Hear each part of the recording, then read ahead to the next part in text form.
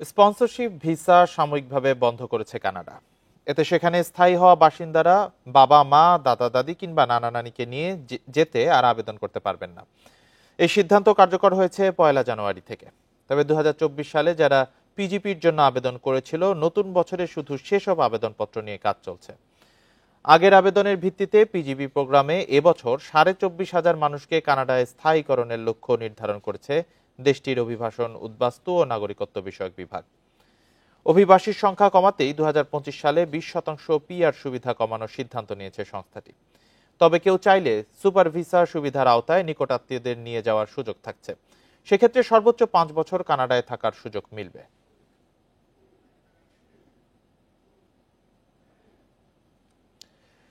এ নিয়ে কথা বলতে কানাডার টরন্টো থেকে আমাদের সঙ্গে যোগ দিয়েছেন নতুন দেশের প্রধান সম্পাদক শওকত আলী সাগর। আপনাকে স্বাগত জানাচ্ছি ইন্ডিপেন্ডেন্ট সংবাদে। স্পন্সরশিপ ভিসা সাময়িকভাবে বন্ধ করার কারণটা কি? এতদিন তো কার্যকর ছিল, হঠাৎ করে এটি বন্ধ করে দেওয়ার কারণটি আসলে কি? অনেক ধন্যবাদ আপনাকে। আপনি নিশ্চয়ই জানেন যে একটা দীর্ঘ সময় ধরে কানাডায় পপুলেশন গ্রোথ নিয়ে একটা রাজনৈতিক অস্থিরতা তৈরি হয়েছে। বর্তমান প্রধানমন্ত্রী ও ক্ষমতাসীন রাজনৈতিক দল লিবারেল পার্টির প্রতি প্রায় প্রত্যেকটি রাজনৈতিক দল থেকে এবং নানা মহল থেকে যে অভিযোগ উঠেছিল, কানাডায় এত বেশি লোক চলে এসেছে যে কানাডার ইকোনমি সেটিকে অ্যাবজর্ব করতে পারছে না। বিশেষ করে হাউজিং, এডুকেশন, হেলথ কেয়ার নানা জায়গায় একটা প্রবল চাপ তৈরি হয়েছে। ফলে একটা চাপ তৈরি হয়েছিল যেন ইমিগ্রেশন এবং এত লোক আনার যে পপুলেশনটাকে যেন কন্ট্রোল করা হয়। তারই অংশ হিসাবে আপনারা জানেন যে এর আগে ইন্টারন্যাশনাল স্টুডেন্টের নেওয়ার উপরে এক ধরনের একটা ক্যাপ আরোপ করা হয়েছে।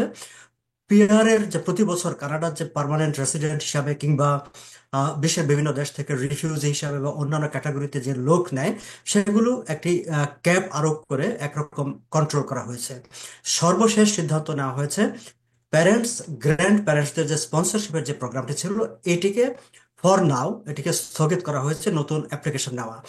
এই জায়গাটায় একটু বিষয় একটু ব্যাখ্যা করা দরকার আছে যে আহ, আপনারা জানবেন প্যারেন্টস গ্র্যান্ড প্যারেন্টস এর আওতায় যেই প্রক্রিয়া কাজ করে সেটি হচ্ছে আসলে গত 2020 সালের পর থেকে নতুন করে আর কোনো আবেদনপত্র এমনিতে নেওয়া হচ্ছিল না। প্রতি বছরের জানুয়ারি মাসের প্রথম দিনে একটি ইমিগ্রেশন কানাডার ওয়েবসাইটে একটা নির্দিষ্ট সময় পর্যন্ত সুযোগ দেওয়া হয় যে যারা তাদের বাবা মা দাদা দাদি নানা নানি তাদেরকে স্পন্সর করে কানাডায় আনতে চায়, তাদের একটা ইন্টেন্ট অফ ইন্টারেস্ট, তাদের আগ্রহ সেখানে প্রকাশ করতে হয়। এবং যে আগ্রহগুলো ওয়েবসাইটে জমা পড়ে সেগুলো থেকে র্যান্ডম বেসিসে পরবর্তীতে ইনভিটেশন পাঠানো হয় টু অ্যাপ্লাই, অ্যাপ্লিকেশন সাবমিট করার জন্য স্পন্সরশিপের। 2020 সালের পরে আর এই সুযোগটি দেওয়া হয়নি, কারণ 2020 সাল পর্যন্ত এত বেশি ইন্টেন্ট অফ ইন্টারেস্ট জমা পড়েছে যে প্রতি বছর সেখান থেকেই আসলে র্যান্ডমলি বাছাই করে করে ইনভাইটেশন করার জন্য চিঠি পাঠানো হচ্ছে। 2024 সালে সেখানে প্রায় 35,700 জনকে ইনভাইটেশন করার জন্য আবেদন ওদেরকে চিঠি দেওয়া হয়েছিল, এবং সেখান থেকে সেই সময় বলা হয়েছিল যে প্রায় 20,500-র মতো স্পন্সরশিপ ভিসা দেওয়া হবে। কিন্তু এখন সিদ্ধান্ত নেওয়া হয়েছে যে না, 20,500 না, তারা 15,000 স্পন্সরশিপ ভিসা দেবে, এবং এটি পরবর্তী নির্দেশ না দেওয়া পর্যন্ত স্থগিত থাকবে। তার কারণ হচ্ছে যে যেহেতু অলরেডি এত বেশি অ্যাপ্লিকেশন সেখানে জমা আছে, সেগুলো প্রসেস করতে করতে I think more than 40,000 application এখনো জমা আছে, সেগুলো প্রসেস করতে করতে আরো কয়েক বছর লেগে যাবে। ফলে তারা আর নতুন করে নিয়ে সেই ব্যাকলগটা বাড়াতে চাচ্ছে না।